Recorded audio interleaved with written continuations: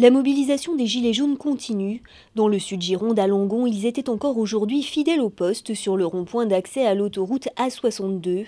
Les annonces faites par le gouvernement et notamment l'annulation de la hausse des taxes sur les carburants n'ont pas suffi à apaiser leur colère.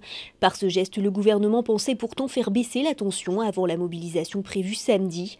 Un geste qui arrive trop tard selon les Gilets jaunes. C'est samedi qu'aura lieu l'acte 4 des Gilets jaunes. Les associations des maires ruraux et des petites villes de France ont demandé à leurs élus d'ouvrir leur mairie en ce jour de mobilisation. Elles souhaitent ainsi que les citoyens puissent exprimer leur colère et leurs revendications qui seront ensuite transmises au gouvernement. La mobilisation des lycéens continue. Ils sont de nouveau descendus dans la rue aujourd'hui pour protester contre la réforme du bac et Parcoursup.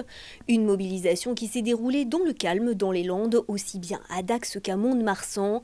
Des images qui contrastent avec la mobilisation de Bordeaux qui, comme hier, a rapidement dégénéré. Des casseurs s'étant mêlés aux lycéens. Un feu de poubelle a notamment été allumé sur les voies du tramway, perturbant leur circulation. Les vitres des abribus ont été brisées. Les avocats mobilisés contre la fusion des tribunaux d'instance et de grande instance votés la nuit dernière à l'Assemblée nationale. À Mont-de-Marsan, les avocats du barreau ont bloqué l'entrée du tribunal de grande instance en début de matinée pour protester contre cette mesure emblématique du projet de loi. Les Francopholies de La Rochelle ont dévoilé quelques têtes d'affiche de la prochaine édition qui aura lieu du 10 au 14 juillet 2019.